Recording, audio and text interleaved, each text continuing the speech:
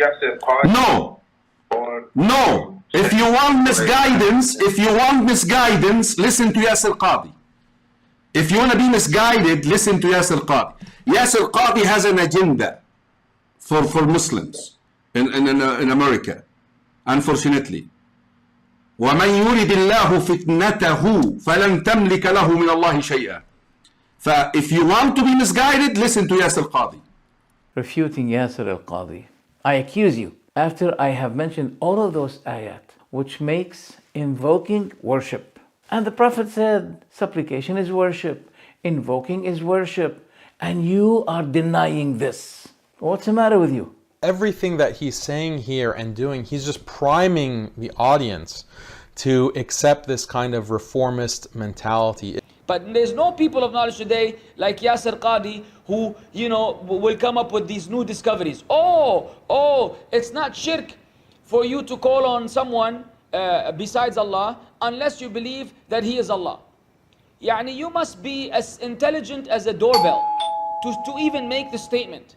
I would advise Dr. Yasir Qadhi to stop indulging in this, because this is not his field. He's not an authority to say. Dr. Yasir Qadhi is trying to deal with his past. He is bottling up feelings of resentment against the Athari school. He is angry. He feels betrayed. He feels hurt. He feels pain. This is not my psychological analysis of him. This is what he says of himself.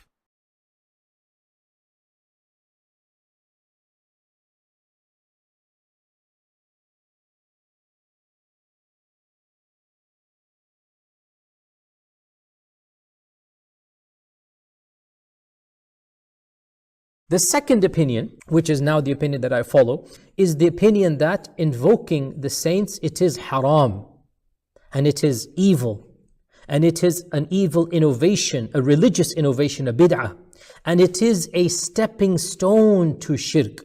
It is opening the doors to shirk, but it is not shirk in and of itself unless that action is accompanied by a belief that you're calling out to a God. It is accompanied by a belief that you are deifying that entity that you are calling. So invoking is considered to be shirk on the Day of Judgment. And this is what the Prophet said, ad-du'a'u huwa al-ibadah. Invoking, making dua is worship. Not a form of worship, no, is worship. This is the hadith of the Prophet ﷺ. Do not take knowledge from the likes of me or the likes of him. Take knowledge from real scholars. This quote-unquote renowned scholar, he's a da'i. He does not qualify to be a scholar. He's a student of knowledge. But there's no people of knowledge today like Yasir Qadhi who, will come up with these new discoveries. Oh, it's not shirk for you to call on someone besides Allah unless you believe that He is Allah. Yani you must be as intelligent as a doorbell to even make the statement, because you're technically claiming that no one has committed shirk ever, basically, and not even the Qurayshis. If you were to ask the people of Quraysh, do you believe that Allat wal Uzza were Allah? They would tell you, no, astaghfirullah. وَلَئِن سَأَلْتَهُمْ مَنْ خَلَقَ السَّمَوَاتِ وَالْأَرْضَ لَيَقُولُنَّ اللَّهِ. The kuffar of Quraysh, if you were to ask them who created the heavens and the earth, they would say Allah. They did not believe that they were objects of worship. This feeble-minded creature now, with his research, comes and tells you, I've been studying so much. I am the PhD carrier from Yale University. He made the discovery that, mashallah, tabarakallah, Muhammad ibn Abdul Wahhab was a takfiri, and that, he didn't know what he was doing. Yasir Qadhi figured it out. This Yasir Qadhi should be shut down. His channel should be shut down. He should never be allowed to open his mouth about Islam. Wallahi, this person is a disaster that has engulfed this ummah. I wish and pray that Allah Azza wa Jal will guide him. Allah guide him, Ya Rabbi, guide him. And if Allah doesn't have it in His decree to guide him, to remove him permanently, so that we don't have to hear him rant about any Islamic subject matter. From accusing the Prophet ﷺ of having ill intentions with Zainab bin Jahash, to claiming that Imam al-Barbahari didn't write this book, to claiming that Abdul Wahhab was takfiri, to going against the way of Salafiyya, to now claiming that shirk is not shirk. What is left for this guy? Quran has, the narrative of the Quran has holes in it. The standard narrative. What is left for this person? And I'm baffled by Muslims who still listen to this clown. Where is your intelligence? To where do you want to go with your religion? You want to meet Allah Azza wa Jal with this garbage that you're learning from this guy? Look, very soon, I'm telling you, if you continue to listen to him, very soon it's going to be all wishy-washy, Christian, Jew, everybody goes to heaven. There will be no more foundations of Islam. They're being destroyed in front of you, one after the other. And we talk about it, we warn against it, and instead of you feeling jealous for the deen of Allah, you get your feelings that, oh brother, why are you speaking about it? Did you send him an email? Did you call him on the phone? Did you go meet him? Just be quiet already with that stuff, man. This guy is publicly destroying Islam and you want us to go send him messages and emails and say, brother, please, do you have 5 minutes to talk to us? Forget that. Forget that. Did he consult anyone before he came out with this nonsense? No. He does it publicly. He needs to be put down in his place publicly. There's no shirk unless you believe that that object of worship is that thing you're calling on is, you think it's Allah. MashaAllah, tabarakallah. MashaAllah, tabarakallah. If a Deobandi has studied, 10, 15, 20 years in his institute, or an Azhari or a Medina guy, and then they dare break away from the standard narrative, as you are aware, that comes with a lot of baggage and a lot of tension. It's very difficult to do that. And my argument is very straightforward. So what if a lot of people said something? It doesn't make it right. So what if a lot of people say something? It doesn't make it right. This is completely contrary to the usul in Islam, where we go from the Quran and then the Sunnah and then ijma'. Ijma', meaning consensus, is a very important part. It's one of the usul, an asl of the deen, because what people have said, what ulama have said, what the righteous have said and done in our history is a proof, is evidence.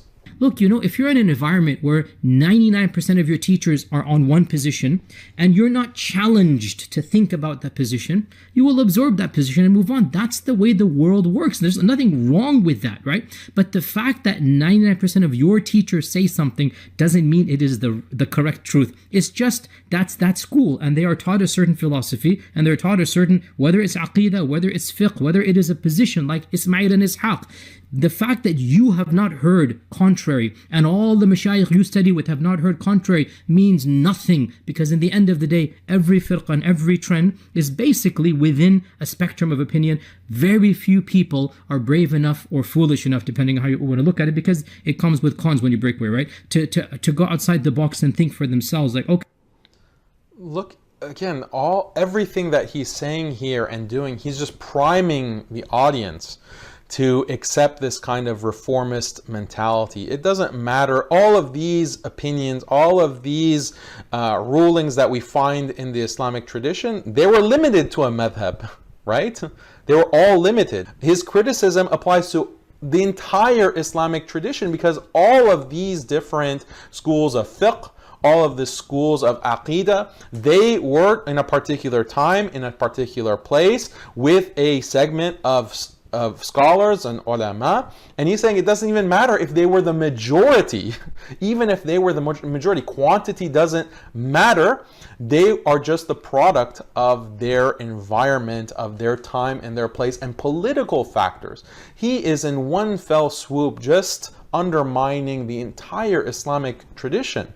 And by the way, this is now a well-known open secret amongst many Muslim graduate students and academics around the world.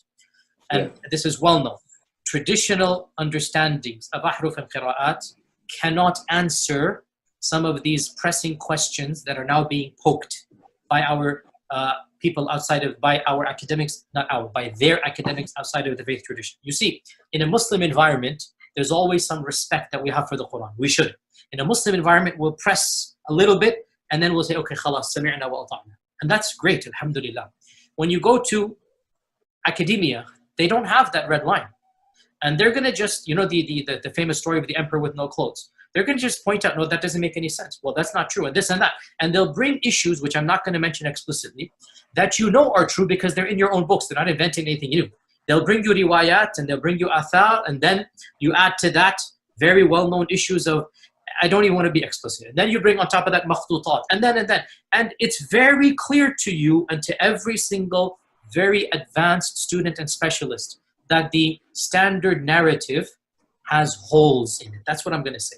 The standard narrative does not answer some very pressing questions. Okay? This is what I'm going to say. I would advise Dr. Yasir Qadhi to stop indulging in this, because this is not his field. He's not an authority to say. He needs to delegate the task to the Ahlul Quran, to the Qur'an, to the masters of the Quran, people who have done PhDs in the Qira'at and they have mastered the transmission of the Quran. He needs to delegate to them, right? Instead of taking it upon himself, talking about the Qira'at and Ahruf and how they correlate and how they relate to each other. So it was very unwise, I would say, of Brother Muhammad Hijab and Dr. Qadhi to discuss this in such a brief way and move on. Okay, they should not, leave people confused. They must make things clear. Dr. Yasir Qadhi is trying to deal with his past. He is bottling up feelings of resentment against the Athari school. He is angry. He feels betrayed. He feels hurt. He feels pain. This is not my psychological analysis of him. This is what he says of himself. Dr. Yasir Qadhi himself also informed us that he was quite the confrontational person, and that might have possibly led to his feelings of alienation as he was passionately and assertively propagating his views. And as a result, a growing number of people perhaps distanced themselves from him. And that kind of prodded him to investigate his beliefs and moved on to something else. But he didn't move on to another theological school like Ash'ariism or Maturidiism. He's kind of without a theological madhab now. Refuting Yasir al-Qadhi. I accuse you, after I have mentioned all of those ayat, which makes invoking worship. And the Prophet said, supplication is worship, invoking is worship, and you are denying this. What's the matter with you? You have been to Medina, studying in the university. You've been explaining the book of Tawheed, the four bases of Tawheed. So we can't say, oh, we leave him to his ignorance.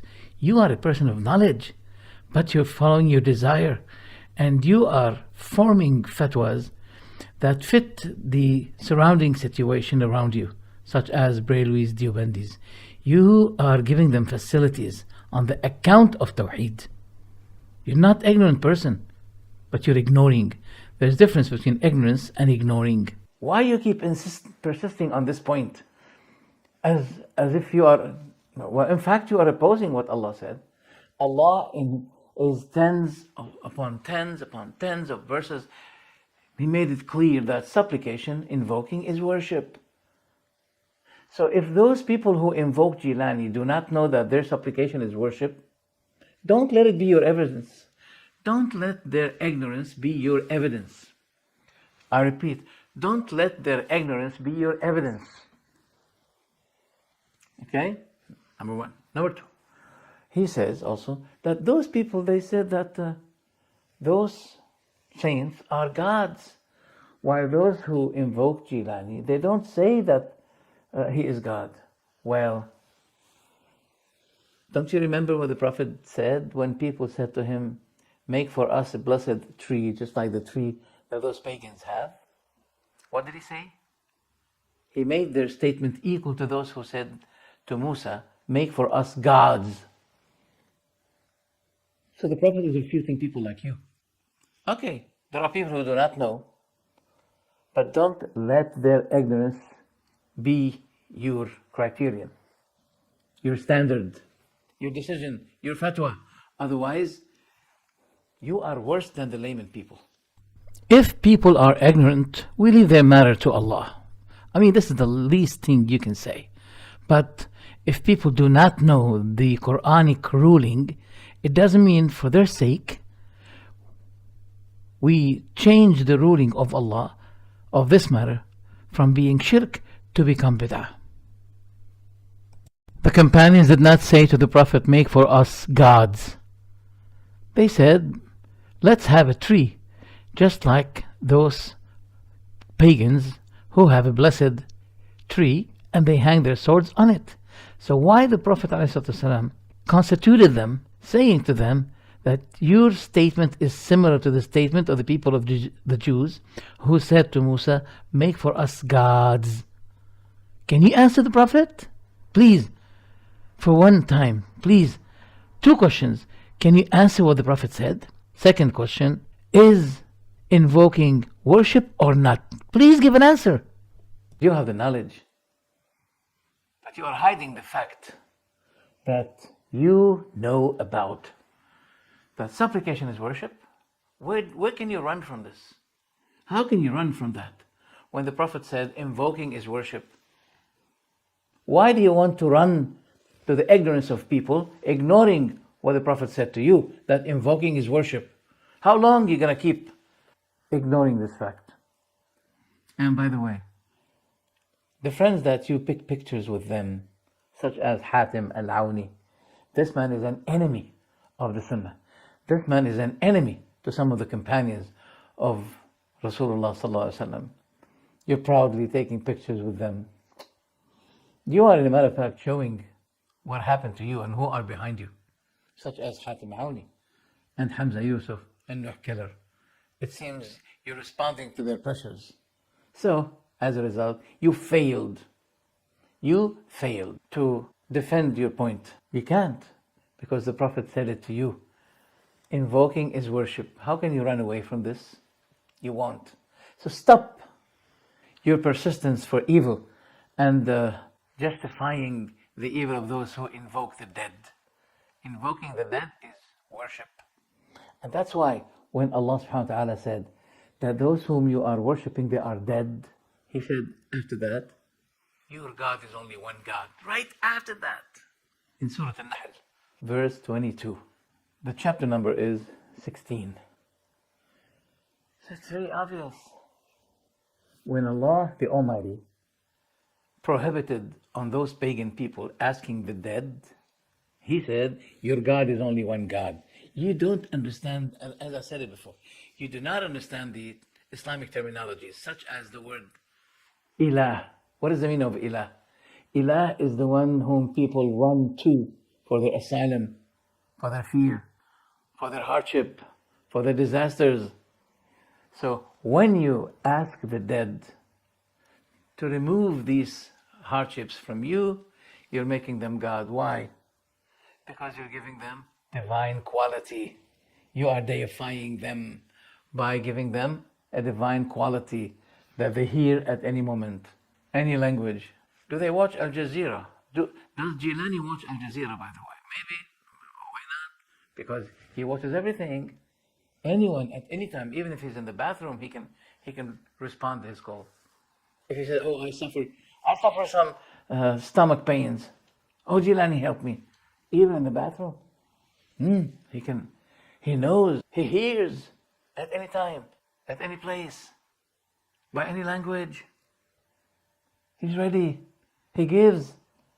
Just like this stupid Habashi, he said it, and I have it by voice. He said that if you ask Jilani for help, he will get out of his grave, give you your need, then he returns to his grave. Stop. Why didn't he pass by a mini market, buying some chips, things for refreshment, then he go back to his grave? What's wrong with you? You used to be a good person before, but it's Allah who guides whom He will and misguides whom He will. So stop justifying for the paganism and don't use the ignorance of people as an evidence for you. Ignorance is not evidence, but you're making it evidence because your agenda. Wassalamu alaikum.